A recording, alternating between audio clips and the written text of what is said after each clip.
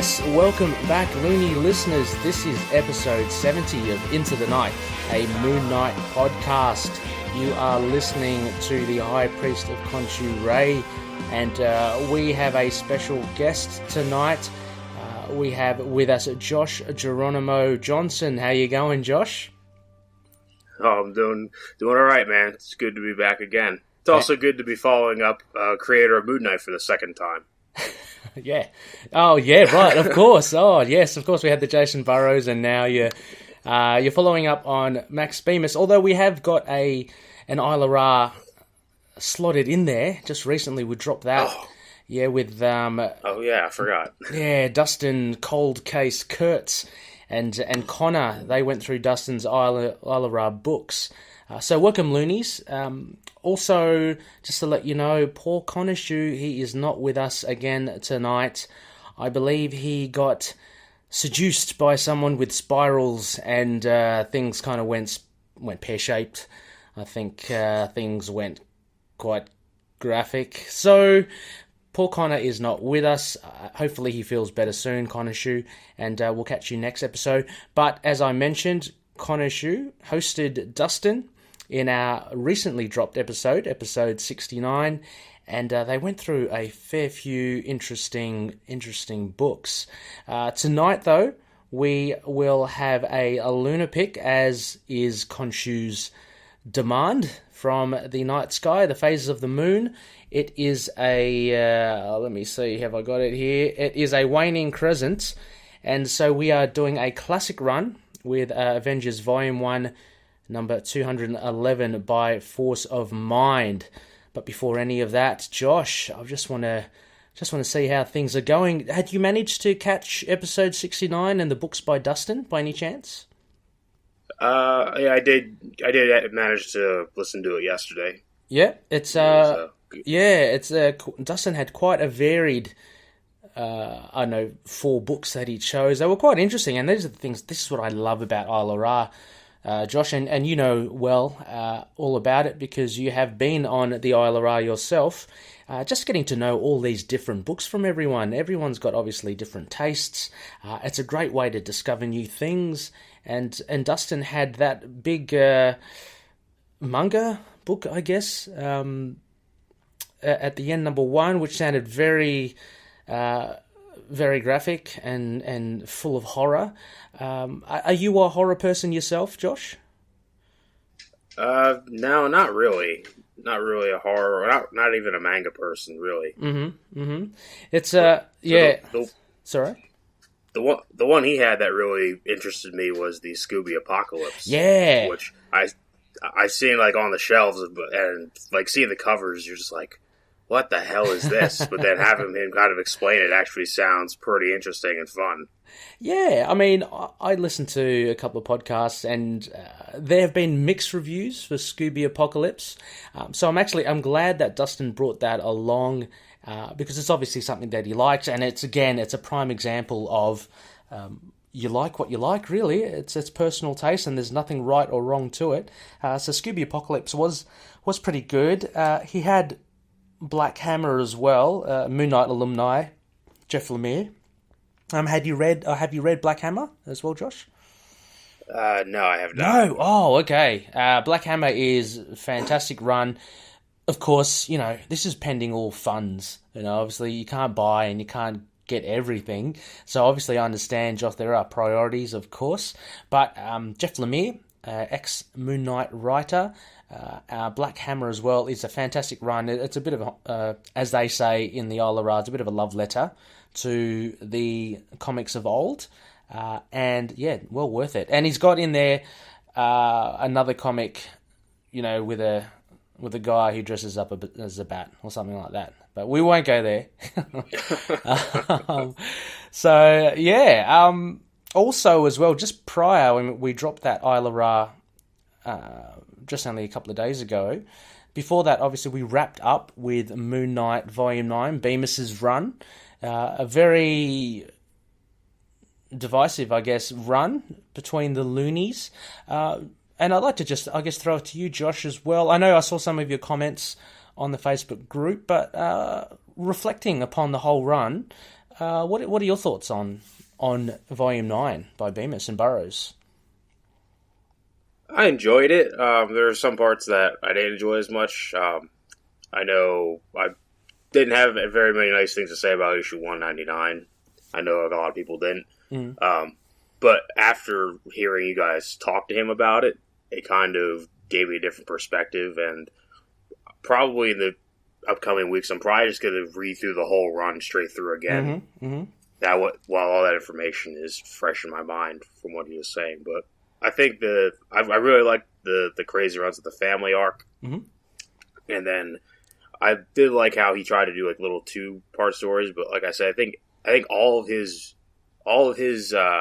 arcs, they could have been one issue more. Yeah, it seems like there was a lot of information put in, and then it kind of wrapped up real quick. Yeah, I mean, Max did mention in our interview with him a couple of episodes ago, and it's been said in articles as well about how kind of organic his writing was, and of course his nervous breakdown towards the end didn't help causes, so to speak. But as you say, I mean, look, there's nothing out of the ordinary of being quite confused and maybe dismissive of the last two, 199 and 200, because they are difficult issues to read, and it is nice, and we're so grateful to have that insight from Max as to where it kind of generated from, and his kind of mindset during the time that he wrote it. So it does help a lot to know that. But, you know, at the same time as well, a comic book reader who might just waltz into the store and just, say, randomly pick up 199 or 200 will find it a very difficult read. So there's no surprise that I think it garnered quite a bit of controversy, let's say that, amongst the Loony community. But yeah, I mean, your points were, I think, totally valid. I think on the Facebook group, and also, you know, further to that, you mentioned the short sporadic arcs towards the end. They were fun, but yeah, I mean, as you said, they probably could have done with maybe one or more issue each, I think. What did you think of, if anything, what I love about Bemis is that he's actually given a lot more pieces on the board now for Moon Knight. So we have Dietrich, his daughter, and we have a new slab of villains. We've got like the Collective, headed by Maurice and amalgamated with all these other minds. We've got Ernst, and we have Sun King and the Truth. Your thoughts on those characters, Josh? Are you fans of them? Would you like to see them again soon? Well, starting with the Sun King, because I guess he was sort of like the most common one. I've liked him as a villain, and I did like how towards the end he sort of turned good. I did like that.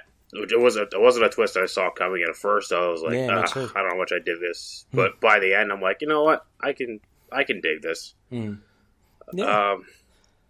I didn't really like Ernst all that much. Okay. Mainly because I think I'm not one that I don't like when the characters kind of like when they just ramble on and on and on about like in metaphors. Yeah, that drives me insane, and he does it. Wow, so much. That was pretty much 199, wasn't it? That was a long monologue. Yeah. I didn't really, the issue 194. I know a lot of people like. When I first read it, I didn't really like it, and I haven't gone back to it, but I guess I'm going to reread it. But then when I saw how he became the leader of that society, yes, I was like, oh, that's kind of an interesting twist. But then as it went on, I'm like, I don't know how much I'm digging this. Yeah, but we'll see how it goes in the reread. What do you think of the Society of Sadists, though? Like that kind of little cult? I really liked the first issue of that, where they showed like all like the new character, like the new members that were coming in, like the guy that like tattoo people to death, and how the one chick was like a mob boss. I really liked that issue. Yeah. And then in the next one, where they put him in that labyrinth, and then they make one panel appearance. that was such a waste for me. It's like, well, why did you use the whole previous issue to show them just to not have them in it? Like that kind of stuff is the stuff that kind of more like the negative stuff that I found about this whole run. There's a lot of build up for characters, and the same thing with the collective too. You have all their backstories, and then one character comes out, and the other ones just fall to the side. Yeah, and look, I think that's a great example as well, Josh, of being constructive in your criticism as well. So, and I'd agree as well. To the extent the pacing was really weird. It didn't seem like a two-parter. I mean, if you got that first part, which was 197, as you said, where they profiled, the sadists, that was a nice build-up, and you'd expect a few issues to expand the arc, but we didn't get that. And similar to the collective as well. So they were very short and sharp, but yeah, as you said, it's totally valid as well. I mean, it's a good thing to have when people are wanting more, So, so that's that's a plus, I guess.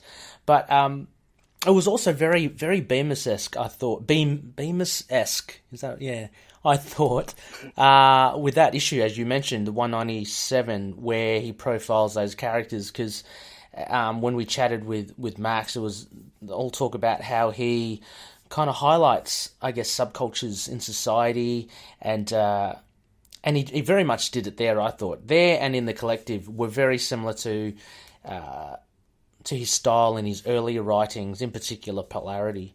But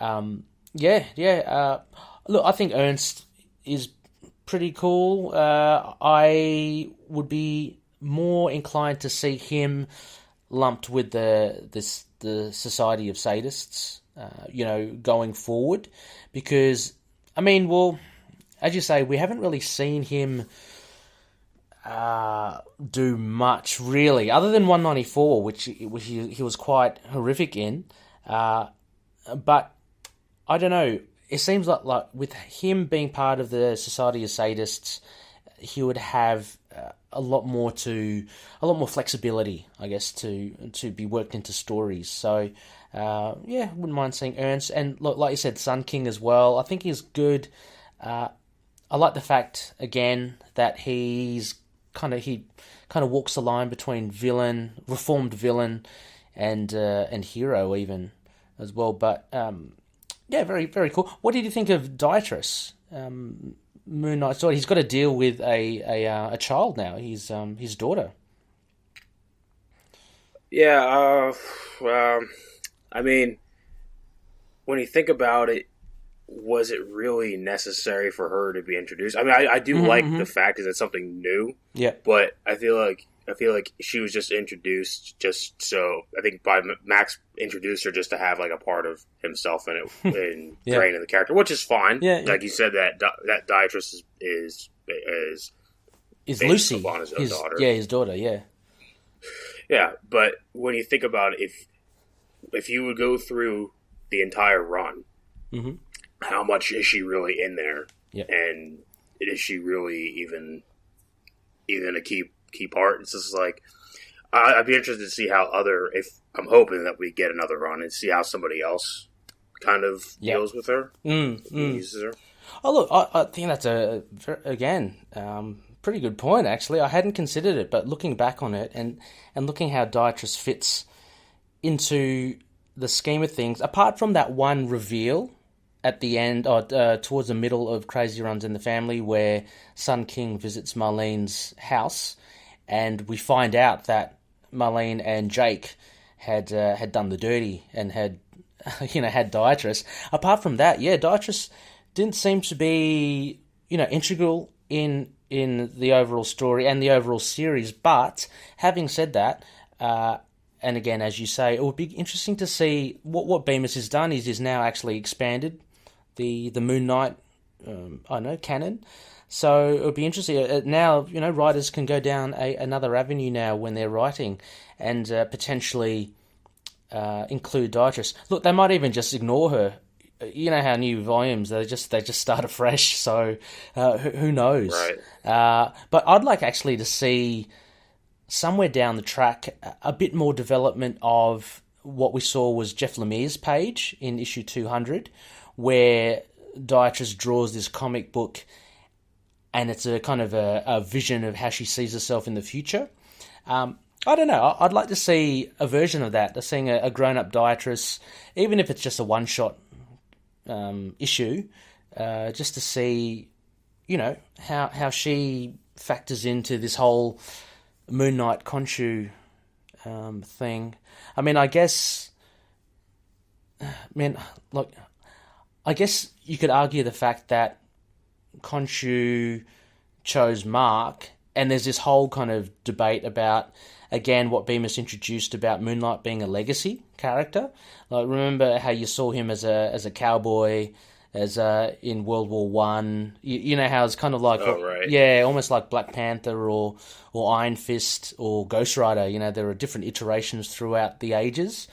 I wonder if they explore or stick to that more, or the other argument is that the thing that makes Moon Knight special, I guess, is that Khonshu chose Mark. But I'm kind of conflicted, Josh, because another part of me thinks, well, it's unreasonable to think that throughout, you know, thousands and thousands of years, Khonshu would have only visited one person to be an avatar, a avatar of vengeance. So Right. I don't know. I guess what I'm saying is, I can understand that the Moon Knight would be a legacy character, but I also, you know, but that kind of detracts from Mark Spector being special because of his multiple identities, you know, which doesn't come part and parcel if you are the Fist of Khonshu, if you know what I mean. That's Mark's thing, and whether or not other Moon Knights are just kick-ass fighters, then yeah, that's yet to be seen. But anyway, I'd like to see Dietrich get in there. Yeah, so you know, would you be looking ahead for Moon Knight? Looking, fingers crossed, we do get something. I'll just put it out to you right now here, Josh. Any thoughts of who you'd like to see head it as a creative showrunner or writer for the series? I'm not one that's really like familiar with like certain people's work, if that makes sense. So I don't really have a preference. Just if someone who can do a good job, really. Yeah. Okay. Yeah, no, that'd be cool. I'm just trying to think of. I remember in your Isla Raj, you were. You enjoyed like the Nam stuff like that, and war comics. I'm wondering if, you know, a good avenue to go down for the next Moon Knight thing would be to look again at his mercenary days, and then have it kind of, you know, you can have different genres. Like you can have it kind of like a war or a military style comic. I think that would be interesting. Like think of Punisher. What is it? Punisher Platoon? Was that it? Yeah. Right. Yeah. Oh, I don't know. Anyway, we could go round and round about it. Also, Josh, I don't know. I haven't asked you, but your Netflix watching any TV series? I know you're a big fan of the Arrow, Daredevil. Have you managed to catch that? Oh yeah, I watched that. I finished that the weekend it came out. Oh, really? Wow. I thought Yep. I thought you were a slow burner sort of guy. I didn't realize you did the binge thing. Well, that just proves to show how good Daredevil is. Yeah, absolutely. And no spoilers here, but obviously you enjoyed it. Oh, definitely. I really liked how they pulled inspiration from everywhere. Like so many different runs. I won't necessarily say what runs, but Born Again. Born obviously, I Again's think everyone yeah. knows that. Yeah, I think everyone. But there's sorry. There's some other ones that that they pull from too. Yeah, are you a big Daredevil fan, by the way, Josh? Oh yeah, I really dig Daredevil. Awesome. Yeah, I didn't know that. Yeah. I was just telling Connor, not Connor Shu. I was telling the other Connor, who I do another podcast with from the Iron Fist podcast, I was telling him how I've been collecting Daredevil, since the 90s, and he was like, "Oh, I never knew you were a Daredevil fan." There are a lot of fans. I think a lot of people really do dig Daredevil, but I don't know, you just don't hear it a lot. Yeah, I have I have most of the Frank Miller run, like, in floppy form. Well, Wow. I probably have about almost 100 issues of Daredevil, just in single form. Most of like 200 to 320 is what I have. So, or I guess I should say 170 to like 320, something like that. I have a lot. Awesome. I actually did just read the you just said about Daredevil from the 90s. I don't know if you read this, but Daredevil Fall from Grace. Yeah, that's a massive, and that's actually collected in an Epic collection as well. That's a massive. It's a great arc. Oh, it's definitely wacky. I'll say that. Jeez. Well, it's very 90s. Yeah, and it's Fall from Grace is crazy. That's the new Daredevil costume and everything. It was a bit crazy, but the lead up to it was really cool as well. I think there were a couple of issues. This was a whole run, I think, with Lee Weeks as a artist, and it was fantastic. Like, you had Bullseye in there as well. In the lead up to it. It was really good. Look, I just finished Daredevil like last night, just the last 2 episodes, because I've been watching just a couple every night or so. And yeah, my God, I just probably would have to be the best series, like season of any series. I think I'd have to say. Maybe. Oh yeah, definitely. Yeah, I mean, maybe you'd give it Daredevil season 1 because it kick-started the whole thing, and that just came out of the gates, and that was just pure bliss. So it might be on par with that, but it might be a touch better. Got to hand it to Eric Olesen. He's done a fantastic job. So, Loonies, if you haven't seen it, and I don't know, Josh, were you keeping a bit of a moon watch during the season? There were a fair few cabs there, so. Oh yeah, I think at this point, anytime you see a cab, you keep your eyes peeled. But I think we all know it's not going to be, but we keep our hopes up. Well, yeah, even like a subtle nod would have been cool. I did pick up, and this is no spoilers as well. I did pick up in Foggy's gym, Fogwell's gym, where they where they sit and talk and stuff. There was a poster in the background of 2 boxes, and it was Parker versus Morales, and I thought that was pretty cool. I saw that too. Yeah. So then I was madly trying to look at all the other posters, trying to figure out who's in it. But that's pretty cool. I love those little Easter eggs; they're good. Look, also as well, just quickly, cancellation of Iron Fist and Luke Cage on Netflix. This is old news. Nothing really to do with Moon Knight there, but speculation as to Heroes for Hire. We don't know. Anyway. Look, I'm not even. Did you watch Iron Fist or Luke Cage, Josh, as well? Oh yeah, I watched both of their recent seasons. Okay, cool. I really like Luke Cage season 2. Actually, I liked Iron Fist season 2 as well, but it's funny looking back at Daredevil season 3. It's just really different, isn't it? Did you enjoy them or?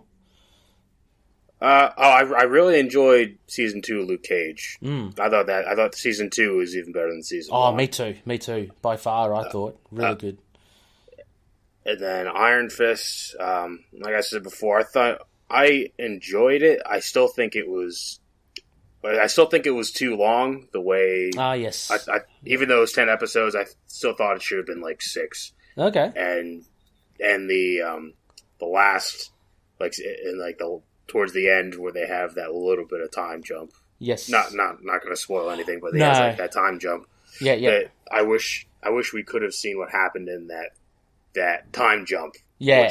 They set up the show, but now we're not going to see it. Now it's forever. And even with Luke Cage, they left Luke Cage as the boss of Harlem Knights, and so he was kind of bad then. He was like kind of taking over from Cottonmouth, and we'll never see what happens there. I mean, that's Anyway, well, I do have an idea. So I don't know if you guys have talked about it before, but I guess with the Disney streaming service, they're doing the like they're giving like characters like their own like mini series. Like the one that was announced this week was Falcon and Bucky. Yeah. And I guess there's one before, like, there's would be a Scarlet Witch and a Loki one. I would like, it would be cool if they would do, instead of giving them like a Netflix one for Iron Fist Luke Cage when the streaming service comes out, just give them like a four episode miniseries to kind of just tie up their loose ends, and then give them a Heroes for Hire 10 episode thing.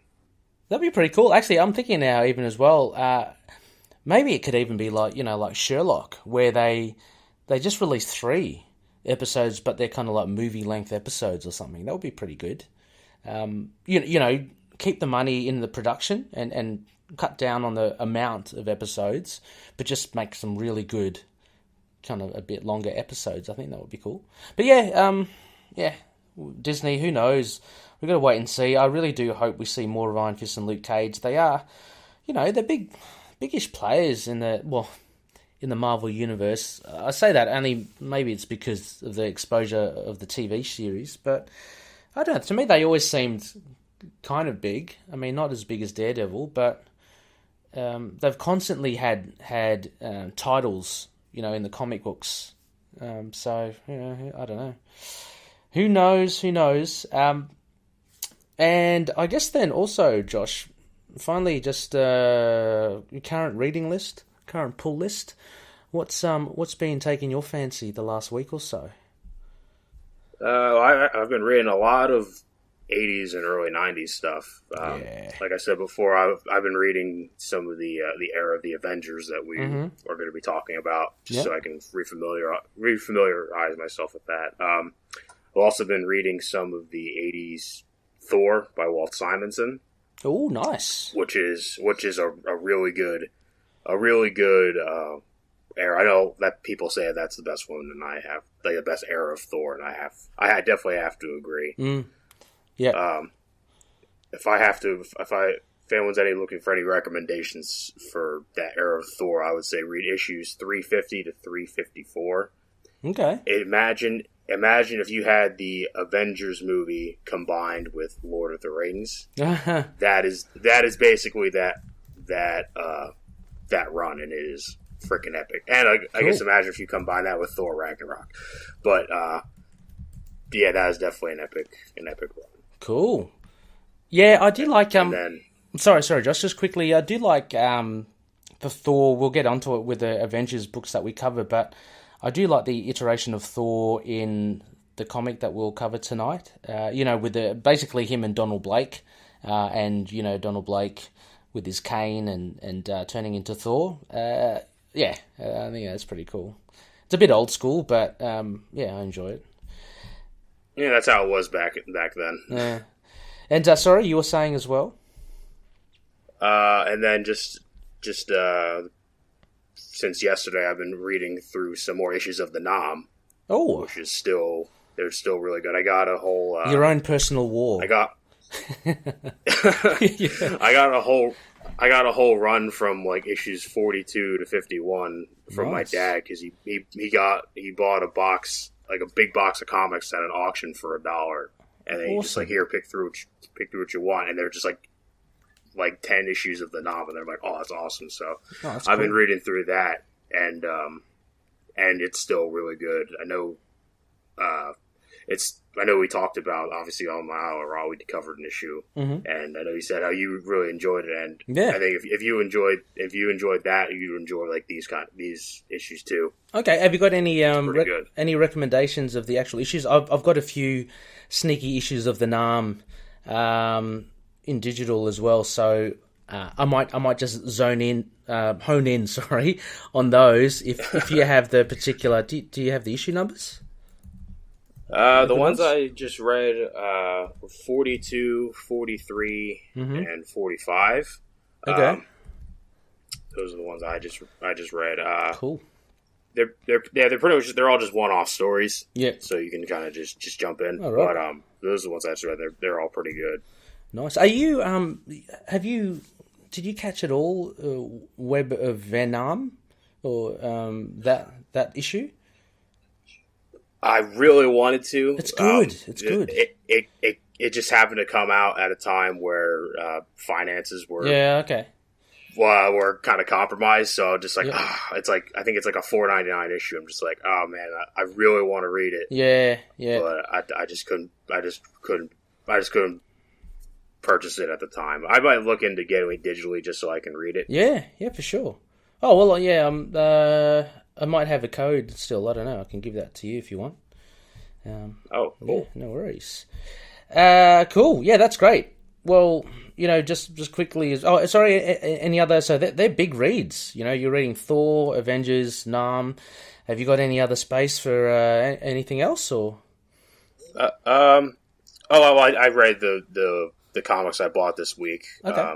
I read. I got Daredevil, the new Daredevil, which is part of the Death of Daredevil. So this is crazy to me. I can't believe that. Like, I never, I never figured you as a Daredevil fan. It's so weird, But there you are, collecting Daredevil regularly.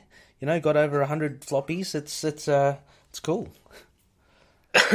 Yeah, well, I didn't even really know about Daredevil until the show came out. I only ever had one Daredevil issue from like back in the day. I got from one of those random packs I got years ago, and I didn't even. That's all I knew about it. It was like a special like promotional like issue from like it was like a I forget what it was, but it was like a fire safety one or something like that. Oh, okay. And it was like, and there was like this villain called like Vapora. And she was like made of like gas or something like that. Because sounds like a keeper, yeah. This is from like the early 90s or something like that. And I guess because of his senses, he's the only one that can deal with her because no one else can see her, but he can. Right, of course. Yeah. And I remember them saying like, I'm blind, but I can see. But I remember reading that like so long ago. I'm like, how does that, like, how can it be a superhero but be blind? Like, I didn't understand how that. So that was the only one I had. But then when the show came out, I went. I just went and I just grabbed whatever I could, and here we are. That's so funny because that was my first impression of Daredevil as well when I first came across him. I think one of the first issues I got was again, it was back in the 90s. There was a Daredevil annual and had Spider-Man. That's why I got it, and had Daredevil, and he carried himself with such conviction and confidence. And then I think I read somewhere it's like, oh yeah, and he's blind, and I kind of double-taked as well, going, what? He's blind? Like it's so weird. It's very strange because it really did challenge my perception of a superhero. And for that time, I was just going, no, that can't be right, But then you understand like the beauty of it, with his senses and stuff. So yeah, it's funny that you say that because I had the same thing as well. It's it is funny because you would think that like he does have like the perfect like alter ego. Like no one will ever would ever consider that a blind guy could be like. So when you think about it, more superheroes should just pretend to be blind. They would never be. They won't have to worry about their secret identities being figured out. Yeah, absolutely. No one would question it for sure. It's crazy.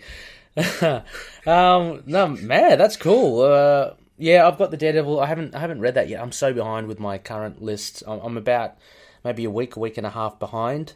So I've only just caught up on Infinity Warp's Arachnite.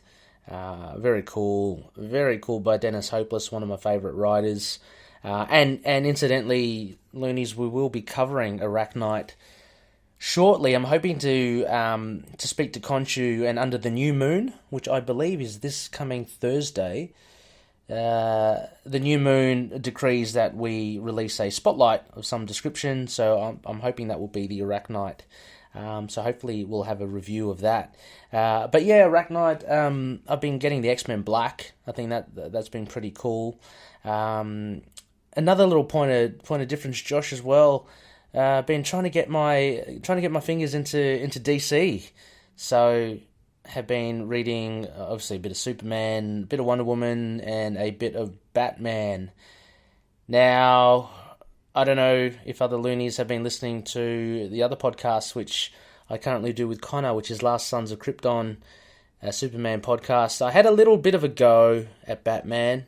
This is my one Batman reference for this show. I may have got a little worked up. Speaking to the other Connor, I just get worked up with stuff and may have said a few things about Batman. Look, I want to give him a chance as well. He is DC's Moon Knight, so we'll give him a chance. I've been reading some detective. It's okay. It's good. I'll stick with it. And I'll probably read the big things like Death in the Family. Actually, Dustin, our cold case Kurtz, has told me to hit him up for any suggestions or recommendations for Batman. So I'll be doing that, Dustin. Don't you worry. It'll be good. We already had a bit of a chat.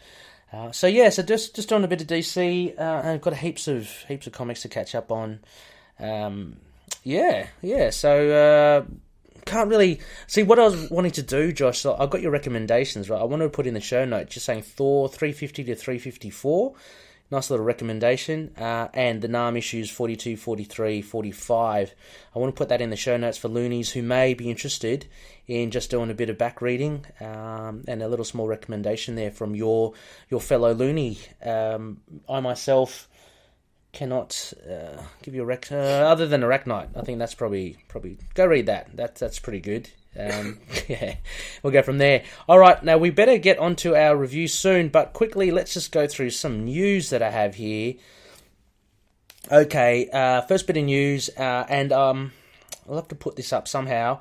I'll put these again in the show notes. Infinity Warps, the last issue 6, Infinity Wars, has a variant cover by Mark Brooks, and I put this here. Beautiful, beautiful art here. You're having a look at this, Josh. This is just is very, very gorgeous art, front cover. And we have Arachnite on the front, so there's a bit of a nod. Front and center, too. Front and center. And looking really, really good, actually. I don't know, what do you think about the costume? Do you like it, or...? I do like it. It's very Azrael-esque. And I like Azrael, so I think it's a pretty good costume, actually. Yeah, I've got no qualms about it. I think it looks pretty good, and having just read the issue, it's a pretty fun issue. It's got Peter Parker he's actually got multiple identities as well. There's a bit of a mix between Green Goblin and Werewolf by Night, so you have Norman Russell, which is really cool. So it really just mashes it. It's a bit of fun. Like, Infinity Warps is really, really fun, I think. If you want a bit of no-brainerness, just check out Infinity Warps. The Iron Hammer's been good. I haven't been too keen. I got the Weapon Hex. That was pretty disappointing for me. I haven't done the Soldier Supreme, but I'm looking forward to the Ghost Rider Black Panther. That looks pretty good. Anyway, Arachnites is a pretty good run. I'd suggest it for anyone. Also, as you mentioned, Josh, we've got Falcon Winter Soldier. There seems to be a limited series in the works for the Disney streaming service or channel. This will be a boon. I mean, we're talking about big names here. Tom Hiddleston, Anthony Mackie. You're talking about Elizabeth Olsen and Sebastian Stan for Winter Soldier. If they're on like the small screen, God, geez, they must still be making a mint, wouldn't they? But I guess Disney's got all the money, right? Well, they own everything by now, so yeah. Yeah, they just slide something across the table, like 10 figures, and you can just imagine Anthony Mackie going, "Yep, okay, yep, I'll do it." Cut the check. Cut the check. Yeah, that's it. Cut the check. He's a funny dude. Also, as well, look, a bit of rubbish news here. I put it in here, Josh, because why not? We've got some fans speculating potential Phase 4. So one crazy fan has actually done a timeline of the movies upcoming. We know Spider-Man Far From Home, of course. That is a certainty. Then they've got here Eternals in November 2020. Then we've got Namor 2021, which I'd love to see.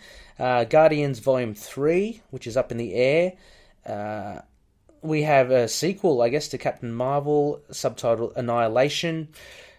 Bit of a fan dream there. We have Black Widow. And then we got here Black Panther and Moon Knight. I just don't know what your thoughts are here, Josh. quite a bit of synergy there, a bit of riding the coattails there from Moon Knight, riding Ryan Coogler's coattails. Yeah, I'm trying to think of how that would even come about, because they don't even. The only thing I could possibly think of if it would be like a Moon Knight origin, I guess that's even a bad way to do it. But I could see like maybe we could have like not even Moon Knight, but Mark Spector be with like the mercenary, like with Bushman, and they like do some sort of mission in Wakanda. Yeah.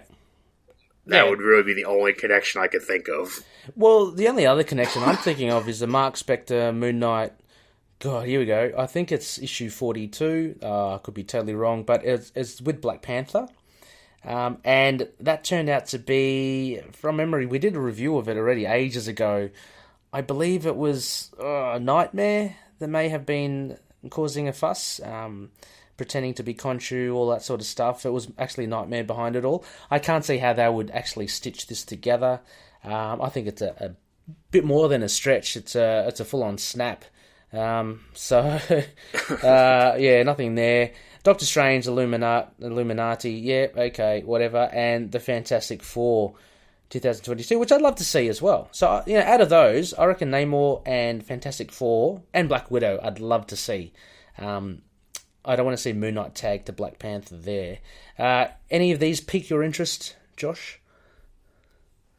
I'm definitely up for the Black Widow one now. Yeah. I mean, but by this point, she's been Black Widow for 10. Like this set to come out in 2020. She had been Black Widow for 10 years. Yeah. I think that she's more than overdue. Absolutely. And the Fantastic Four. Yeah, I'd like to see. I'd like to see. I mean, I guess this is sort of ripping from Captain America, but I'd like to see one where they're around in like the 60s or something like that. And then they get like trapped in the negative zone, and then they come out and it's like modern day. That's really cool, actually. That way you can have them. That way you can have them interact with all your other ones. But I think the appeal, I guess, of the Fantastic Four is that they are like.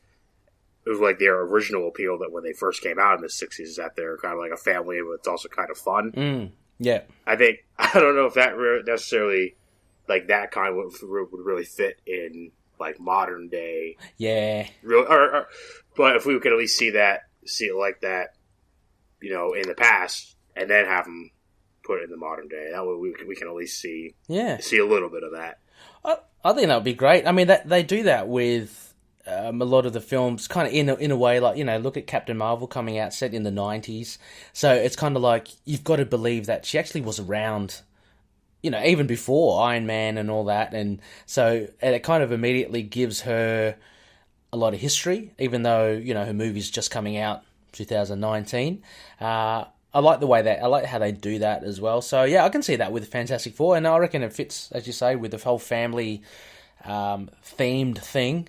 Because it can come out as a bit cheesy. Look, they did it with the original Fantastic Four movie with Jessica Alba and Chris Evans, and it was a little cheesy because they really did focus on the family aspects of it. So I don't know, unless they get better writers to somehow give it a bit of oomph. Yeah, we'll see. But anyway, that bit of news was just pure speculation.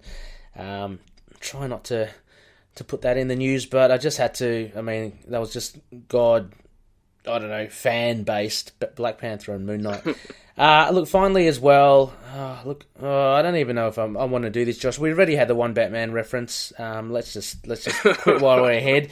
There was another article there. I'm not even going to say it. I'll just put it in the show notes. You can read it for yourself. It's just about 10 Marvel characters up against the Dark Knight. Again, just a bit of fanfic. No evidence stacked up with it. No, there's no science to it. It's just they reckon it's that's how it goes. Anyway, sorry. I was going to say you just didn't get out everything you had to say in your other podcast. So you had to leak into this one. It's all right. I know, like a plague. Oh god, I'm putting up a lot of the Batman fans here. Anyway, yep. Sorry, any of the the fans of that character. Anyway, so I'll put that in the show notes. That's a bit of fun. Let's just say I'll leave it with Moon Knight will beat him. No worries. All right, let's just take a quick break, Josh, and let's go. Oh, when we come back, we will head into our LUNAR-PICK review.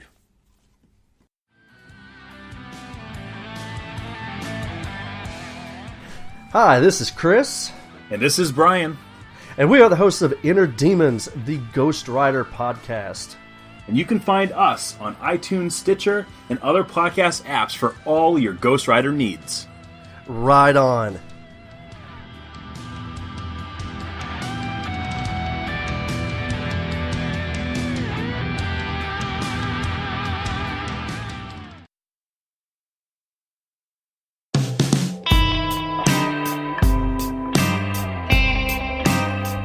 Yes, we are back. This is the LUNAR-PICK review, and as mentioned before, we're currently under a waning crescent, so we have to appease Khonshu, and we have to do a classic run review. And Josh, do you mind giving the good folks at home the details for the issue that we're reviewing tonight? All right, so we're going to be reviewing Avengers Volume 1, issue number 211, titled By Force of Mind. You can find this issue just in single-issue form. You can find it digitally on Comixology, Marvel Unlimited. And I guess there's a trade. I'm not sure if I don't know if it's an Epic Collection or Marvel Essential, I'm not sure, but I guess it's titled I Am an Avenger. Mm-hmm. Yeah. So you can find it in there. Yeah, I saw that on Comixology. I'm not sure, I've got on the show notes here, I'm not sure if that's actually available in the physical version as well, but definitely as a digital collection. And it's not an Epic or an Essentials, it just seems to be a collection. It's available on Comixology as a collected, within a collected format of other issues, so yeah. All right, and then this was released in September 1981, written by Jim Shooter. The artist is Gene Colan and Dan Green. The colors is Bomb Sharen. Letterer is Janice Chiang, and editor is Jim Salicrup. Mm-hmm. And for loonies that have just joined us and are unfamiliar with the format, so what we do in our LUNAR-PICKs is we will first give a sliver, like a small synopsis of the issue at hand, and that will be followed by just basically freestyling some aspects, just what we thought was interesting in the comics, what we thought was amusing, any continuity issues or any references to other massive arcs. And then we'll finish that off with a moon rating. And Josh, I have here in our prompt sheet, I'm very pedantic. We have all the phases of the moon there, and we have a patented moon rating system, and we'll give that a rating out of whatever phase of the moon takes our fancy. So, I don't know, Josh, do you want to give a go at the synopsis for this issue? Yeah, sure. So, actually, it should be a little bit of background on basically what happens right before this. Cool, why not? So basically what happens before this is the Avengers basically deal with the plot of a movie that came out last year called Geostorm, which basically is basically a satellite that controls the weather is basically messing up the weather throughout the world. So the Avengers, they go to find out what's happening, and then there's these guys in armor at each of these spots, because it's like there's like tidal waves in New York, and it's like freezing in Brazil, but it's like 80 degrees in like Antarctica, and so they go there, and then there's like these guys in armor at each of these spots, and they fight them. And then it turns out that this sentient satellite that can control the weather is causing all of this. And the Avengers are basically getting beaten because they summon themselves and then they go to the different spots. but then they forget to call another Avenger called Jocasta, who is basically like she's supposed to be like the wife of Ultron, so she's like an android. Mm-hmm. Sorry, Josh. She's currently in the Tony Stark Iron Man series written by Dan Slott, so she's got quite a prominent role in that current series. Right. Yep. Yeah. And so basically they forget to call. Or it's not that they forget. I don't think they really. And she even talks about this, but they don't really kind of respect her or like treat her like a human. Mm-hmm. I guess, even though they treat Vision like a human. But anyway, so she takes it upon herself to go and deal with the satellite, and she ends up stopping it and saving it. Ah. And then they realize, okay, we have so many people on this team, we can't even keep track of them. We need to thin out our numbers, because there's at this point there's 9 members on the team. We're going to cut our numbers down. We're going to have 6, and that's why they're having like this membership drive. Yeah. In this issue here.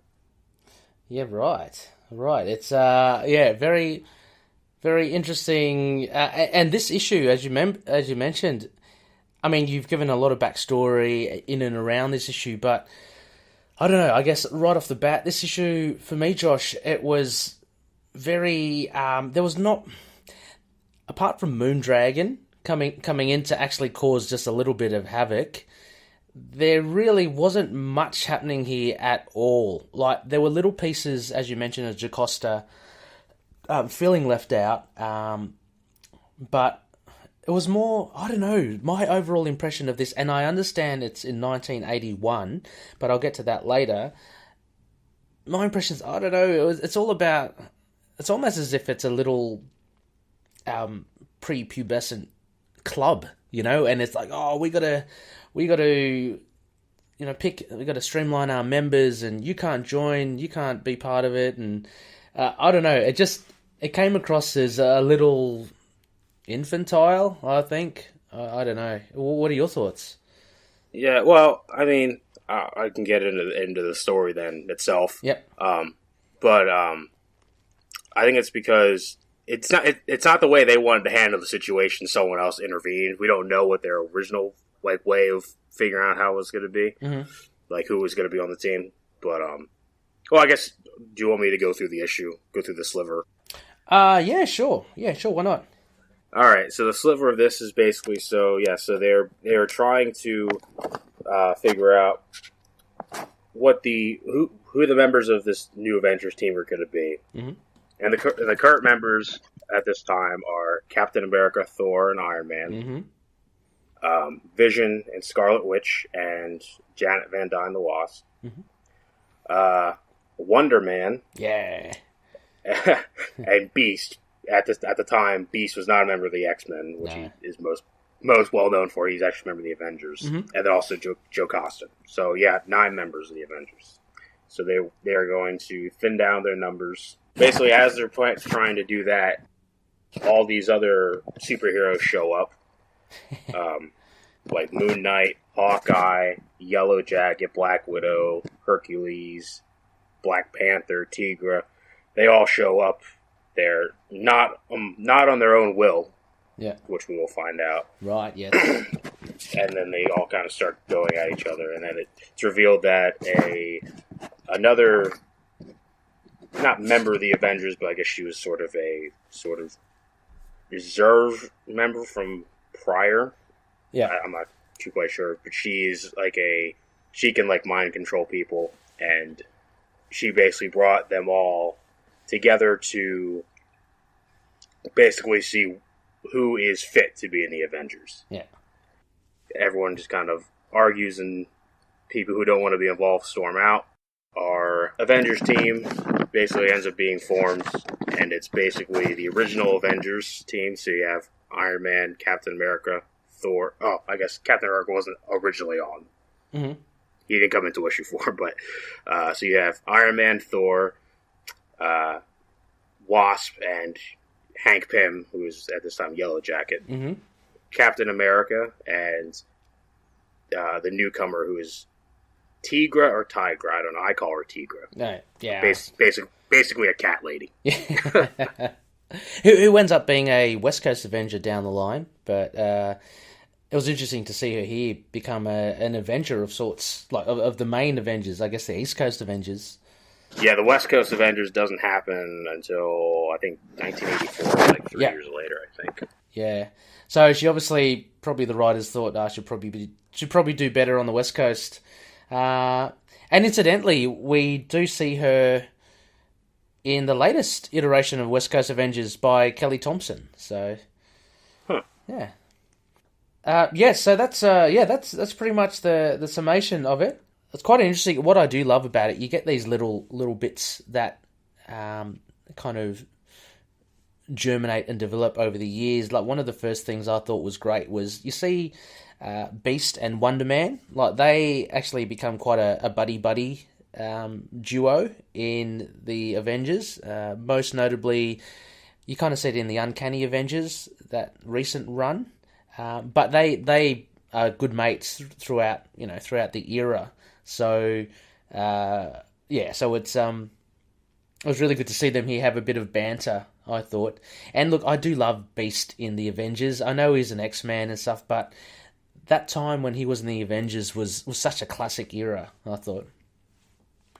Yeah, he's kind of like the fun one of the group. He's always messing around, bumming around, playing pranks on someone. Like, in this one, we see him go to, I think is it this one, I think, where he goes and he steals Wonder Man's sunglasses. Yeah, he does, yeah. And he starts a whole fight because of it, just because he's just trying to muck around and have fun. Yeah. Well, Wonder Man doesn't really he doesn't have the best day, does he, over here in this issue? One of the other things I love, and I'm a big Hercules fan as well, I loved it towards the end there, Josh. Hercules, the way to measure a man is to basically bash him up. And so Hercules just smacks Wonder Man and says, "Look, I heard you're strong. You should be able to stand up from that." And Wonder Man, stands up and then gives Hercules. He returns the favor, and Hercules just laughs and goes, "Yeah, that was a pretty good shot." And they just start wrestling. I thought that was really, really funny. I did really like those little moments on here, but this whole thing about I don't know, and I understand it now, like as you're saying, giving it greater context, but this whole thing of Moondragon bringing them in because they want to determine who becomes an Avenger or not, it's really, I don't know, really formalized. I mean, I know the Avengers are a formal unit. I mean, they have the Avengers membership cards. It's all very above board and stuff, but it started to read to me as almost like an exclusive like club, and I don't know. That was my impression. But I really do love the characters, and I love the interactions over here as well. We see a few of the X-Men as well. Iceman and Angel in there. Mm-hmm. And I didn't know Dazzler was she ever an Avenger? She must have been. I'm not very familiar with Dazzler, so I'm not quite sure. But just going back to Wonder Man, he is a powerful unit as well. I mean, he again in the most recent runs, and I'm thinking what is really great in the Avengers No Surrender, he's in that, and everyone kind of points to him to try and take down the Hulk or try and contain the Hulk, because they know Wonder Man is quite powerful. But I love the whole thing that they've done with Wonder Man. They've turned it around, and he's apparently he's a pacifist now or something. He doesn't like to fight, and you actually get a sense of that here as well, where he says he wants to make it in Hollywood. He's had enough of the fighting. So I wonder if that's a recurring theme for him, like a reluctant hero, but he's got so much power behind him. He's quite fast as well. He mentions his reflexes are instant. So to me, he's quite a big hitter. Yeah, I think I like him when he's in the Avengers. I think he's actually. And did you know that? I guess there was like a deleted scene in Guardians of the Galaxy Volume 2 where I think was it Nathan Fillion was cast as Wonder Man. Yeah, that's weird. Like or Simon Williams. In a poster or something, was he? Or yeah, in like a series of like movie posters. Because for those who don't know, Wonder Man, he's an actor who ended up getting superpowers. Yeah, and it would be cool to see him in the movies, and I think Yeah. Like, that would have been a good spot for it. Yeah, I reckon Nathan Fillion would be good as Wonder Man as well. I think he's a little past his prime for it, unfortunately. But there's also been talk as well with Henry Cavill, after he stepped down as Superman, to have him as Wonder Man. I'd like to see him as Wonder Man. That'd be awesome. Can I just go just a quick little tangent real quick? Yeah, of course. So, just to say about the movies, and since we're kind of talking about the Avengers, it's weird how in the Avengers, like, the concept of, the concept of the Avengers, basically up until Infinity War is kind of lost. Like, so the Avengers are this UN-sanctioned team, but they have no members. Like, it's kind of weird when you think about it. Right. Like, I really think they missed an opportunity in Spider-Man Homecoming when they go to the Avengers facility, and, like, the only members that they're not even there, but they just say, "Oh, Vision's there." Obviously, Iron Man's part of the War Machine, but that's it. And then they would have had Spider-Man. Like, they really missed an opportunity to have, like, they could have had, like, Simon Williams in there just walking around. You don't need to see him doing anything, but just to show that there's, like, there's other ones in there. We don't ever need to see him again. Just show him there. Or like, I don't know, you could plant the seeds. You could sow the seeds, and that's a way, like, almost a backdoor introduction. You have them walking around, and then, you know, lo and behold, down the track, you could have a movie of it, and it's like, oh, yeah, well, he's been around, and you find the backstory, how he becomes an Avenger. Oh, that'd be cool.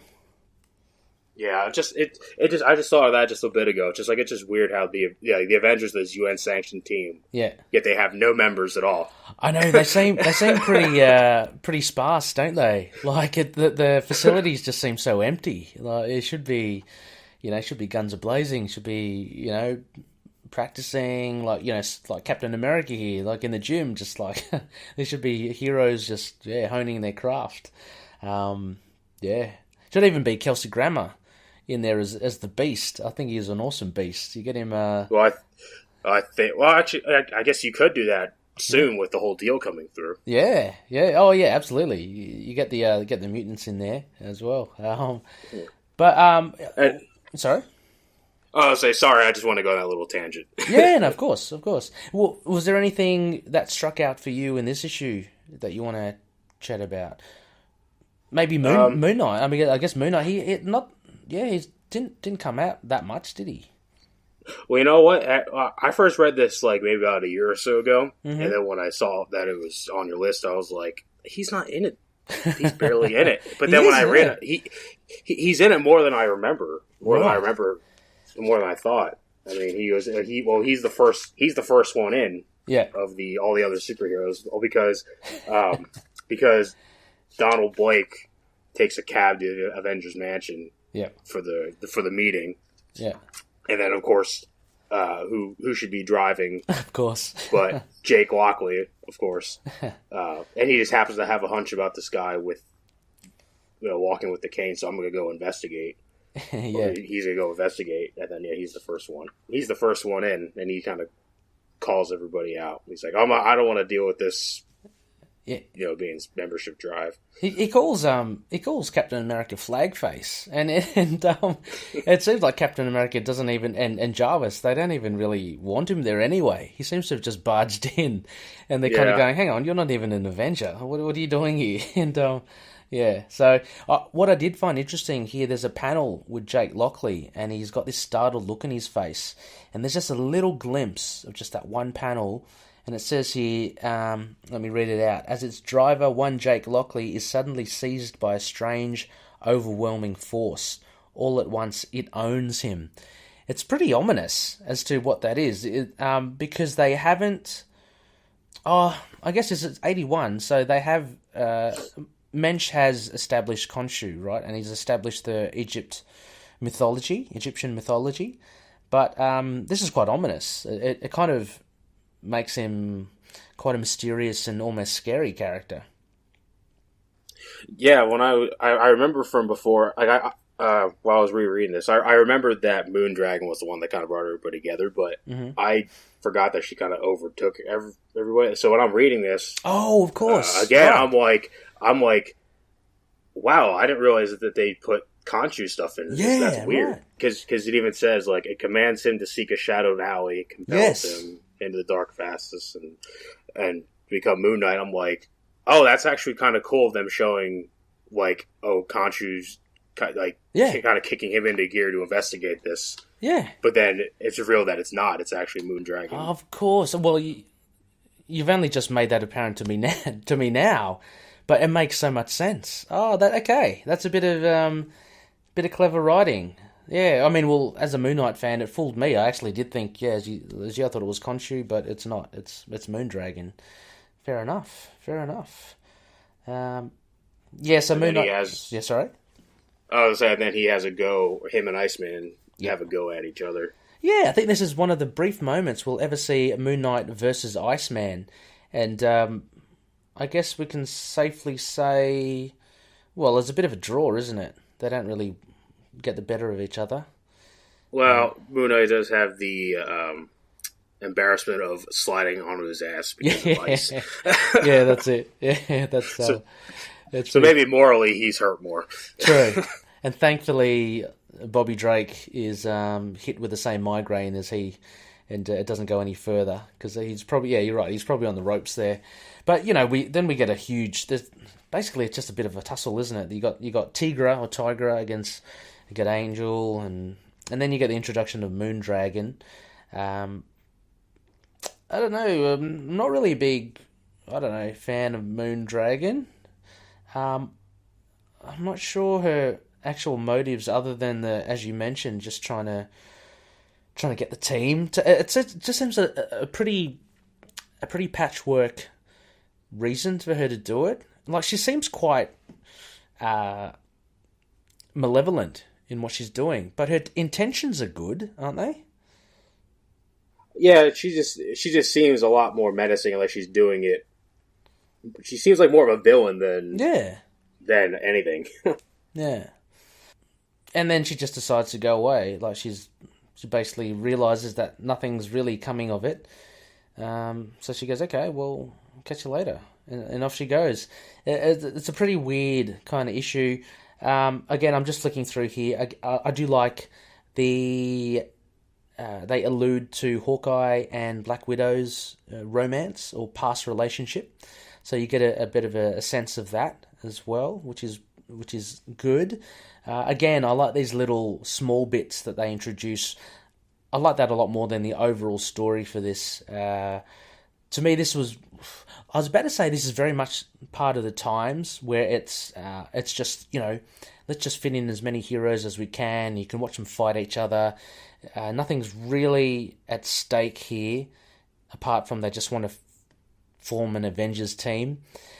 But then you kind of offset this with Doug Mench's Moon Knight run and the difference in writing and tone between the two. This is very much, I don't know what you say, very much vanilla, as opposed to Mench's Moon Knight writing, which is more of a whiskey.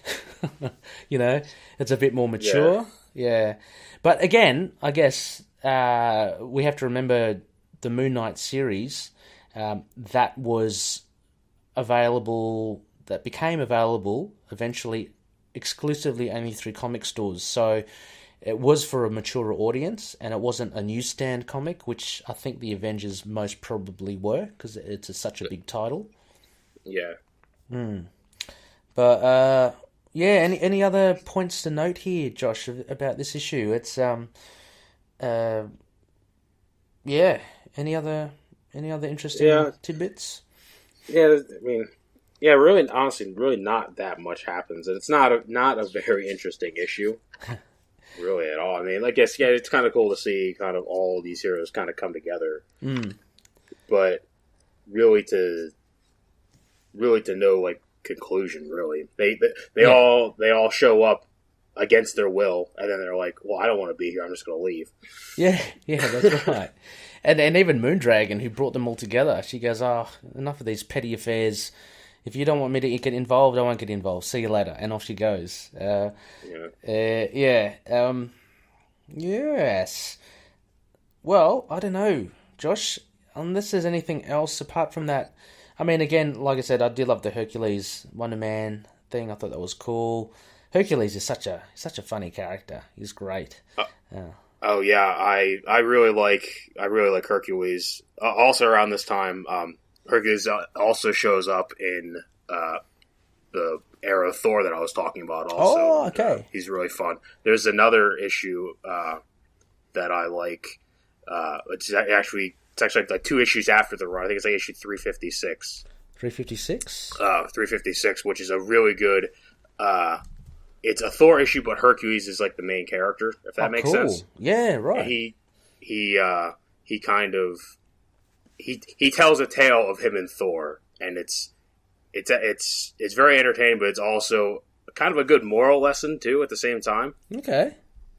So definitely, that's a pretty good one with Hercules. Yeah, I'll definitely check that out. I've collected a lot of the Hercules hardcovers at the moment, and the Dan Abnett run of 2000. I don't know, was it 2016 or 2017? That was such a cool run.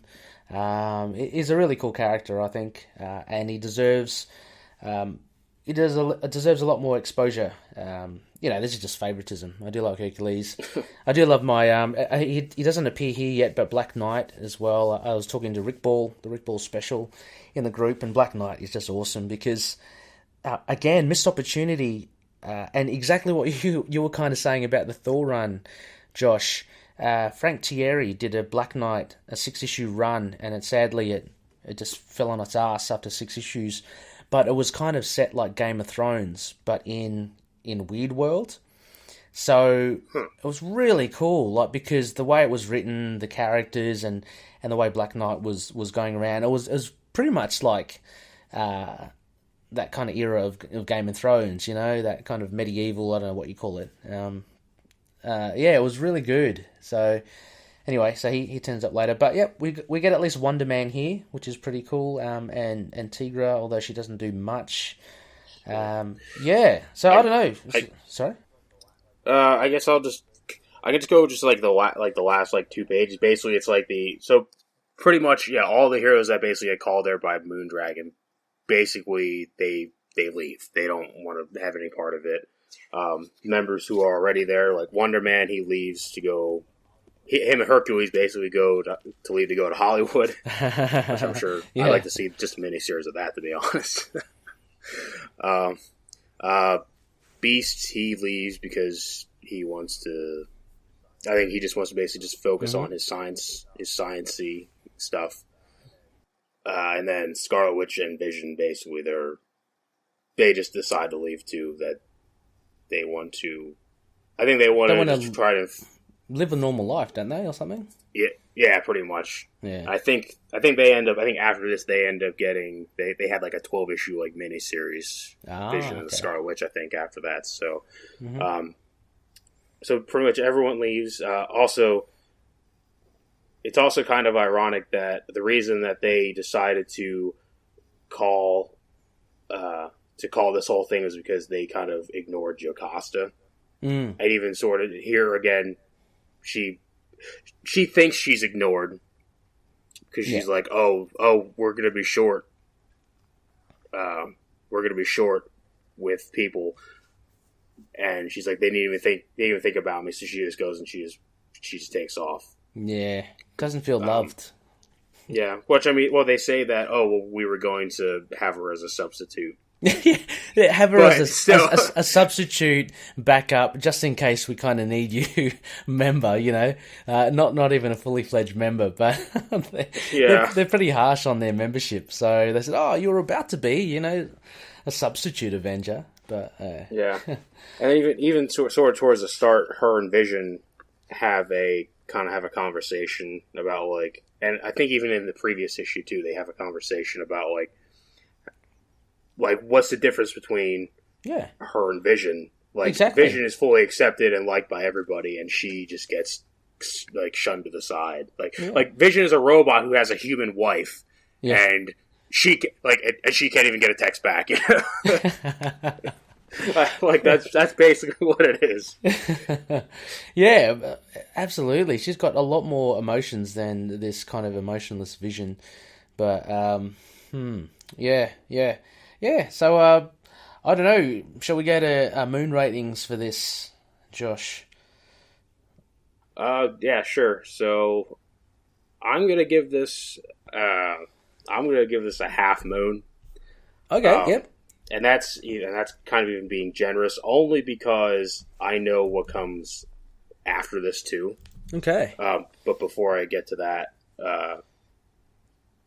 I thought, I think for the time, I think this would have been pretty fun. And also, like, if you're reading up to, like, say you just bought this off the rack, who's gonna be on the team? Like, we get to see this, and then you kind of read how it folds out. It's just like, I don't know how, And I also read that in the, because you know how like the letters page is like they come out like the letters page for this one would have came out like 4 issues later. I was reading the letters page, and a lot of people were pissed off about the team that they end up having. Which again, the team is Captain America, Thor, Iron Man, Wasp, Yellow Jacket, and then Tigra. Basically, she's just the last one there, and she's like, I don't have anywhere else to go. So, I guess you're an Avenger, even though we don't even really know you.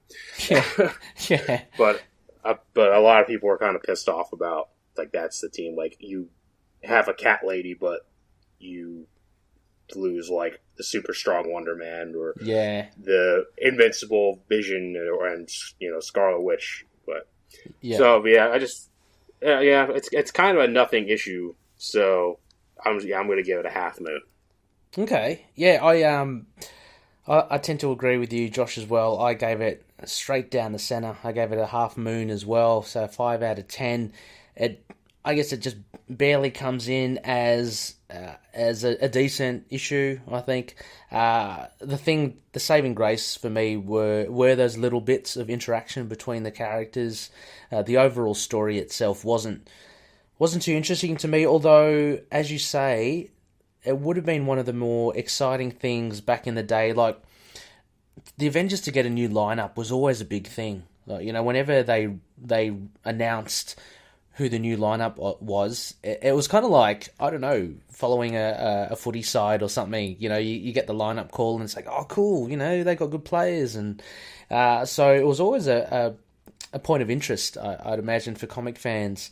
And it's interesting that you say that, this wasn't received too well because you lose all these big hitters and quite elaborate and fancy characters, and you substitute them for basically Tigra, who no one really... I mean, for all intents, she's got the powers of a tiger, right? So she's got the agility, strength, she's got claws, but that's about it.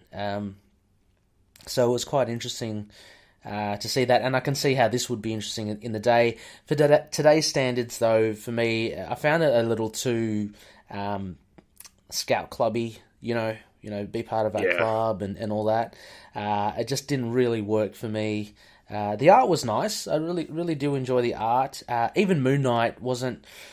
I don't know. He was in there a little bit. I was actually surprised, Josh. I went the other way to when you said. I thought maybe that he would have been in it a bit more. And, I was reading it through. I was like, where's Moon Knight? And finally there was a cab. I was like, oh, yeah, there he is.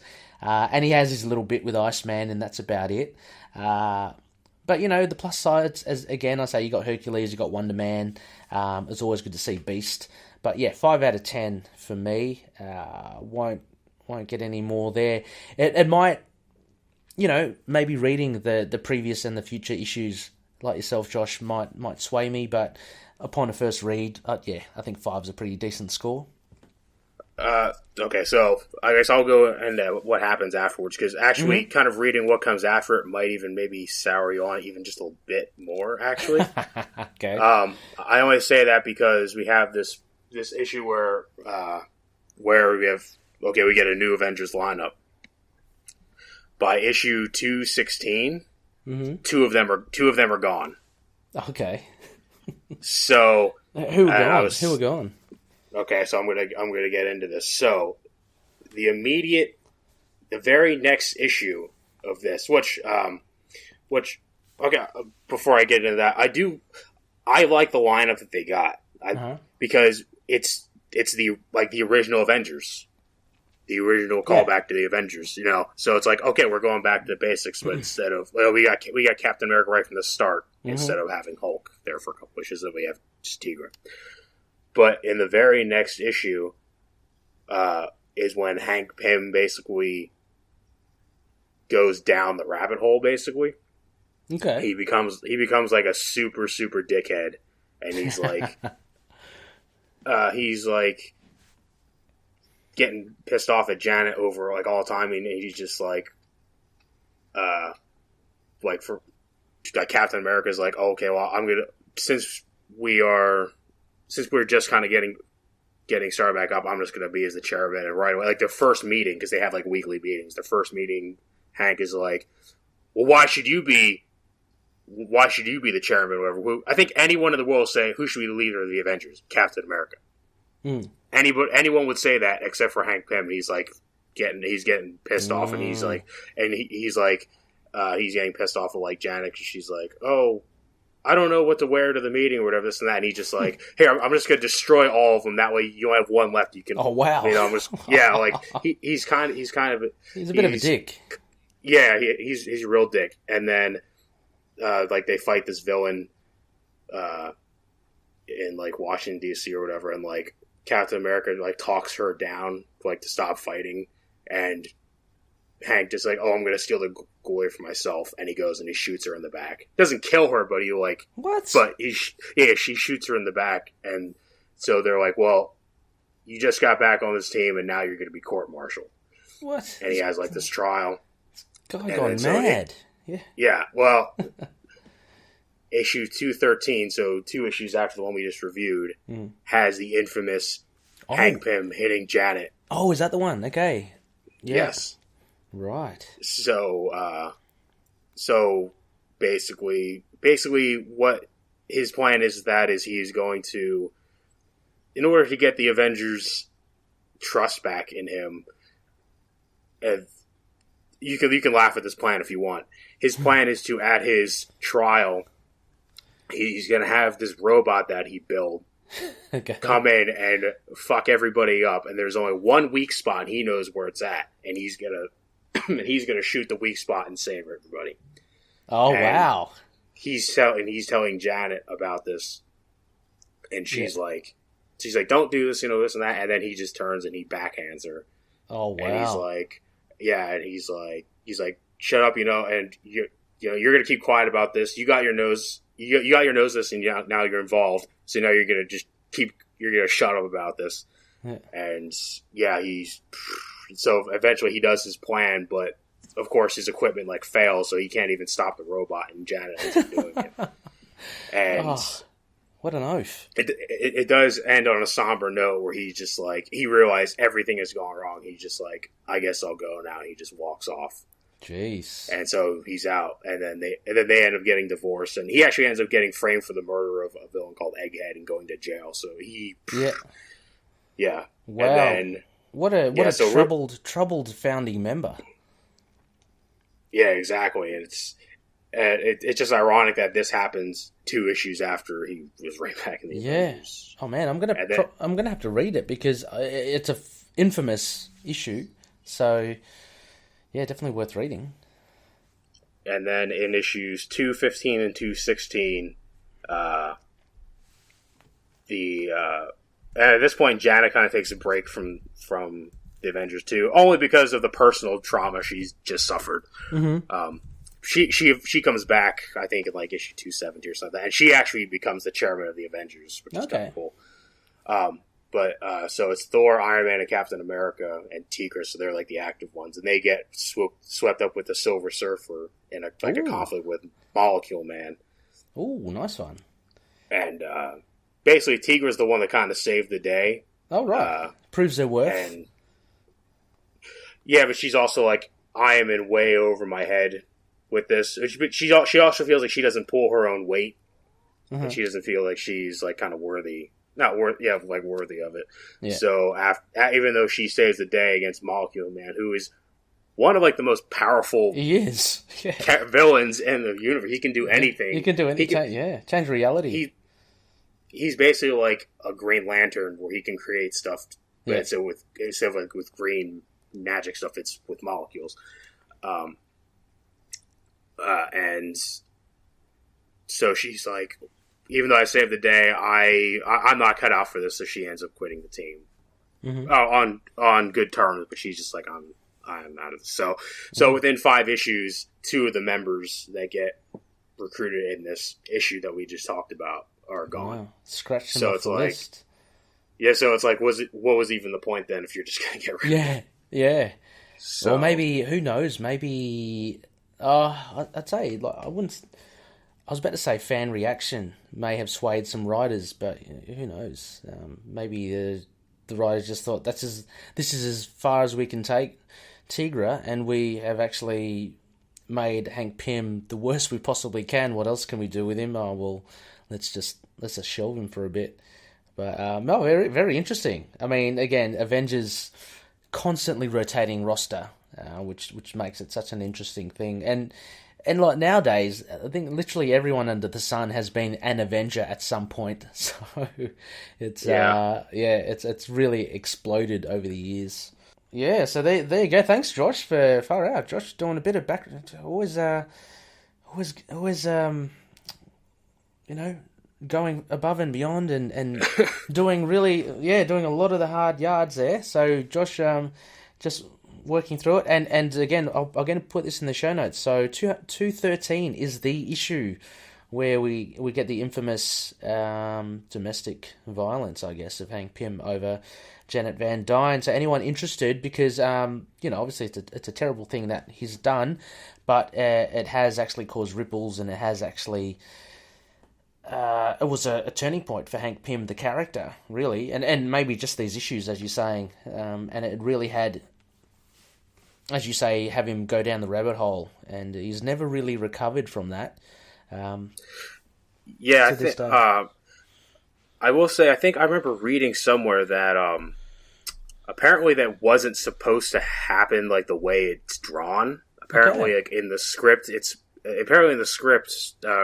Jim Shooter had written, like, he kind of like throws his hands up in like exasperation and he accidentally strikes her. But the artist, I think his name was Bob Hall, how he read it was like, oh, he backhands her. So that's how he drew it. Oh, my gosh. But when you read, because like you think, this is really, it's not like, I mean, I kind of spoiled the whole issue already, but like when you, but when you read the rest of the issue, it's like okay, if someone like threw a hands up actually hit somebody, you think it'd be like apologetic. Yeah, of course. Hank is not apologetic at all. So I think that's just something that was just said just to cover their asses. Oh, okay. Because in retrospect, yeah. Which, ironically, I read the letters page for the reaction to that one also, and a lot of people were like, "Oh, I really like this issue." I'm like, that's kind of odd. You get super pissed because Tigra is on the Avengers, but when Hank Pym hits his wife, this is a good issue. Yeah, why is it a good issue? Like, I mean, if anything, it is a good story. I'm not going to lie, and I'm not going to. I don't mind Hank Pym as a character, and actually, it is kind of a way because he does end up redeeming himself down the road. Yeah, and I can. This might make me like look bad. Not and like, obviously the domestic abuse is unacceptable in any form, but like I do kind of sort of relate to Hank because he is very short fuse, and I can kind of consider myself like that too. I get very agitated very easily. Yeah, so I can kind of relate to that. I would never go to the lengths that he has. No, but he has a lot more problems, I think, than just a short fuse as well, which kind of makes him even more of a flawed character. Like, he's got a lot more inner demons happening, I think. I don't know. Yeah, sorry, I cut you off there, but, like, I mean, for sure, like, he's short temper, but, to come up with a scheme where I'm going to set myself up as a hero by building a robot and, there's something else in his mind. The moral compass has kind of gone askew a little. Well, he also feels bad for creating Ultron too. Yeah. Well, yeah. Well, I mean, what a heavy weight on your shoulders there as well. So, yeah. It's funny that in the movies Tony Stark doesn't feel much guilt about it at all. Well, I mean, yeah, you could argue the point. He's quite driven. I think these people that are driven tend to get blinkered at the greater perspective of stuff, and added to that the short fuse, as you say, and voila, you have a very, very flawed character. And I can understand, as you're saying, not so much relating to it, but flawed characters are interesting, and so I can understand people found the issue enjoyable because it's got a bit of drama, I'm sure it's a lot better than 211, which we just reviewed, definitely. Yeah. People like that sort of stuff because you don't get it in real life. So, yeah. So, thank you so much, Josh, for even reading the letters. My gosh. You are definitely doing the research that I have never done. So no, well done. And there you go, Loony. So that was a nice even 5 out of 10, a nice half moon from both Josh and myself. Check it out if you want to, but I'd actually urge you to look at Josh's other recommendations, most notably 213, maybe 215, 216 of the Avengers, but check out Thor 350 to 354. And the NARM issues 42, 43, 45. That will all be in the show notes. Anyway, we have got to wrap up this episode. Josh, thank you so much for coming on board. It's been always a pleasure to have you on the show. Yeah, thanks for having me on. Oh, goddamn. Oh, man. Josh is choking up at the thought of what's happened to poor Janet Van Dyne, so he just got a frog in his throat there. No, thank you very much, Josh. It's been a blast as always, and thank you so much for. Not many loonies know this, but Josh has gotten up extra early because we are on the other side of the world to record with us. So really appreciate it, Geronimo. You're a legend. Yeah, thanks for having me on again. It's been fun. No worries. Spectre Call, just a quick shout out to Delita, who has provided all the music for our show today and going forward, and also to Randolph and Ben Benoit, who thank you for the assistance with creating the new ITK logo.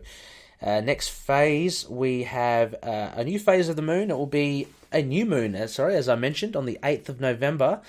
Hopefully, fingers crossed, we'll get a review of Infinity Warp's Arachnite #1 by Dennis Hopeless. It was a pretty fun read. I just read that just recently, so keep your eyes out for Thursday, the new moon. And next week will be a waxing crescent, so we're going back to our modern run. So we will be continuing, I guess, our Warren Ellis reviews. We're looking at Moon Knight Volume 7, Issue 4. Now, I'm just going to have a word with Konishu because we did kind of go through Issue 4 in one of the Isle of Ras with Scott Weatherly, so I'm not sure whether we would do it or not. And we did go through Issue 5, actually, with none other than Josh. So I'm not sure whether we should do that again because, if anything, I'll refer to the episodes that they were reviewed in. But anyway, keep your eyes out. It will be a modern review. If anything, it'll click over to the next one, which is Warren Ellis's issue 6. But yeah, we have yet to decide that. As always, you can contact us on email with any of your thoughts, feedback on this issue or this show on itkmoonnight@gmail.com. Our website, which is a blog site, is intothenightpodcast.wordpress.com. That's where all our show notes and episode summaries are at. Facebook on facebook.com/itkmoonnight. That's our page. And come join our group. It's on facebook.com/groups/itkmoonnight. It's where we found... where we got to meet such fantastic people like Josh and like Dustin Cold Case Kurtz. It's such a fun group and it's always growing, so very proud of it.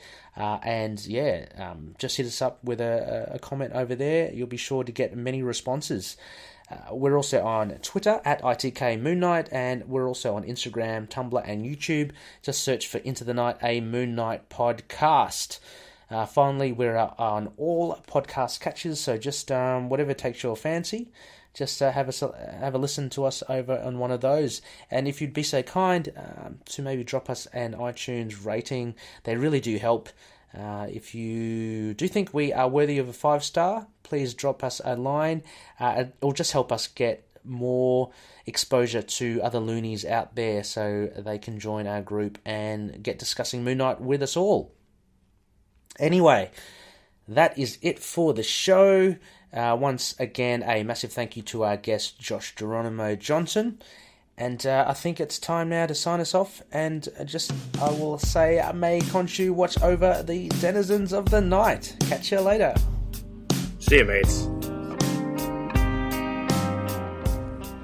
Moon Knight and affiliated characters, stories and events are properties of Marvel Characters Incorporated.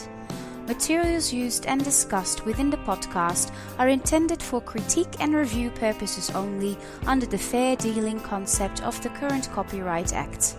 The views, information, or opinions expressed during the podcast are solely those of the individuals involved and do not necessarily represent those of the copyright owners.